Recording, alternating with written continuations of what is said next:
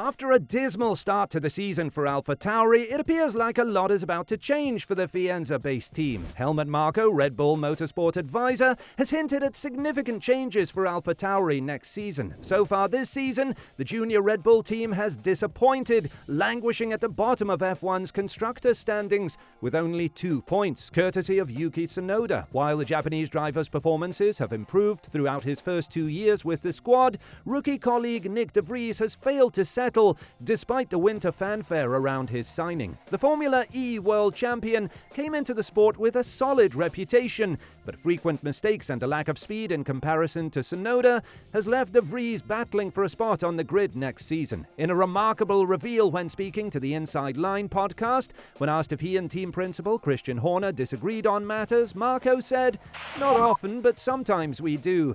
The last one, I would say de Vries. Basically, it's AlphaTauri, but we're a big family and we get opinions. He, Horner, was not a fan of de Vries. I would say at the moment it looks like Horner's right." In a separate interview with the Austrian publication Kleine Zeitung, Marko hinted that change was on the way. Yuki is having a very good season with unfortunate results and penalties, but the performance is right, insisted Marko. With Nyck de Vries, however, we are not satisfied. We are also looking at that. So Red Bull's reservations over Nyck de Vries' ability for the AlphaTauri Formula 1 team are now public, putting more pressure on the full-season rookie. Helmut Marko was perhaps de Vries' strongest supporter in his bid for the 2023 AlphaTauri seat, so the fact that he now appears to believe that Christian Horner was correct to question de Vries in the first place is not encouraging. So, who are up for the job if it does come that far? Well, our mind obviously goes to a youngster. A new prodigy would have filled the probable gap on Red Bull's second squad not long ago. Although there are 2 apparent possibilities, the situation appears to be less definite. The 2 options within Red Bull's own academy seem to be Liam Lawson and Ayumu Awasa for now. And it would be highly handy for Red Bull to select either Liam Lawson or Ayumu Awasa to re-establish the youth program as one of importance, an issue demonstrated by a slew of Red Bull-backed stars in F2 going nowhere with the company's F1 teams in recent years. Yuki Tsunoda was a Honda protege, and Alex Albon was a youngster who had been dropped by the time Red Bull recruited him back in for Toro Rosso. For a long time, Red Bull hasn't really identified one of its own stars early on, and its scattergun approach has cost it. Its route needs to regain legitimacy, and these are the only 2 genuine contenders who can do so. Lawson is the obvious pick, and he's peaking at an ideal moment. While a more convincing second year in Formula 2 would have likely catapulted Lawson into F1, he is doing an excellent job in Super Formula after being sent to Japan. That series is extremely difficult, but Lawson has 2 victories in 5 races, has yet to finish worse than 6th, and is strongly in championship contention. It's already impressive whether he goes on to win the championship. Lawson appears to be the type of driver that Red Bull wants to keep, has some use for, and sees something in, but isn't blown away by. His scenario has a hint of Pierre Gasly about it. That is why a championship in Japan may be required to force an F1 opportunity open. He probably needs to win it to truly win over Red Bull. Lawson seemed to have done well in his brief Red Bull and AlphaTauri F1 appearances, but he allowed some uncertainty to sneak in with low-key initial seasons in F3 and F2, and solid but not fantastic second campaigns. He's arguably been at his finest when he's taken a risk. He should have won the DTM in 2021, for example, after outperforming Alex Albon in that season, and now he's shining in Japan. Awasa's chances may hinge on Lawson's ability to persuade Red Bull of his own qualifications. The young Japanese driver, another Honda protege, is doing well in his second F2 season after excelling as a rookie last year, but this is not the most convincing grid, and Awasa has depended too much on reversed grid performances. And if Tsunoda retains Honda's financial backing for his seat, it is doubtful that a second Japanese driver will be funded as well. But maybe Red Bull doesn't think any of these 2 academy graduates are up for the task yet. They might want to switch to a proven winner, one that hasn't raced in F1 yet, but that has shown lots of potential. This would be Alex Palou. If Red Bull isn't interested in the IndyCar title favorite, who appears to be on track to win the championship for the 2nd time, it hasn't learned anything from its apparent de Vries mistake and isn't taking its alternative seriously enough.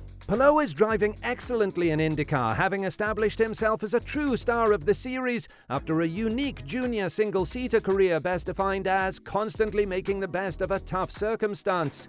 Palou embraced every opportunity that came his way and always delivered. It pleased many who paid attention, even though it never translated into a startlingly strong CV. 3rd in Japan Super Formula Series, 7th in European F3, and 10th in GP3 were his top championship achievements in the most high-profile categories he participated in prior to IndyCar. However, he has always displayed exceptional speed, adaptability, and drive.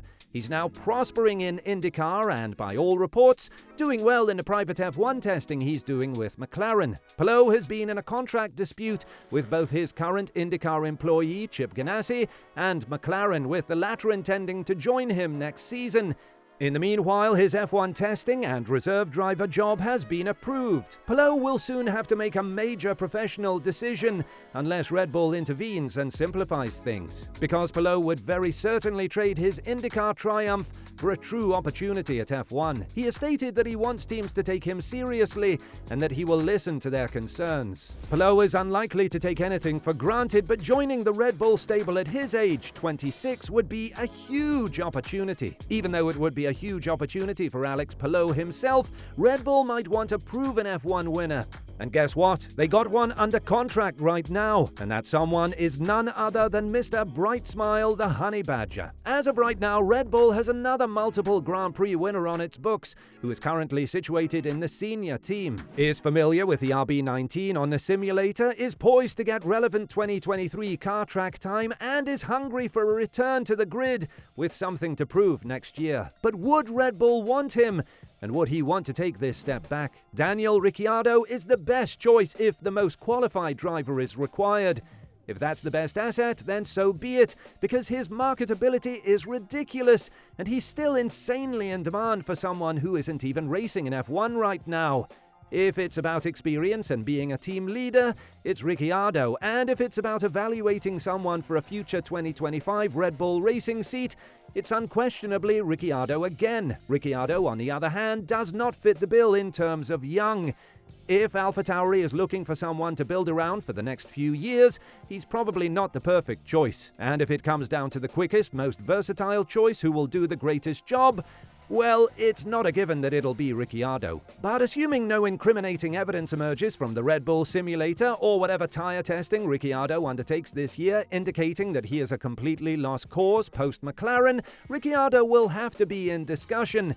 Then there's the matter of whether he's up for it. If Ricciardo is sincerely committed to returning to the grid in 2024, he will swallow his pride and do what is necessary, drop his demands, accept a lesser team, and battle his way back to the front. When compared to F1's most enduring modern drivers, time is still on his side, but he might not be interested in returning back to where it all began, a lower-placed team. He wishes to battle in the front and ultimately win again. He won't be able to do so with AlphaTauri. He could work with Red Bull one day, and if he sees it as a genuine option, it might impact his decision. Who do you think could replace de Vries? And will it happen before the end of the season? If so, it's most likely Ricciardo will slide in to take the spot, at least until the end of the season. What are your thoughts? But these aren't the only changes waiting for AlphaTauri, as long-term team principal Franz Tost will retire at the end of the season and will be succeeded by Ferrari racing director Laurent Mekies and former FIA Secretary General Peter Beyer. AlphaTauri has long stated that it will build its own car with self-manufactured parts rather than abusing F1 rules to take on Red Bull parts. However, this is also expected to change. AlphaTauri will have two new leaders in 2024, Laurent Mekies and Peter Beyer. There will be new sponsors and a new name. The direction is clear: to follow Red Bull Racing as far as the regulations allow. Designing your own car is the wrong way to go, said Helmut Marko about the changes. Will this be the start of a resurgence of AlphaTauri? Will they be able to keep up with the rest of the field when they are working with Red Bull parts? And will this strengthen the bond between the teams? What do you think? Which changes are you excited to see happen, and which not? Let us know your thoughts in the comments down below. As always, thanks for watching, and we'll see you in the next video.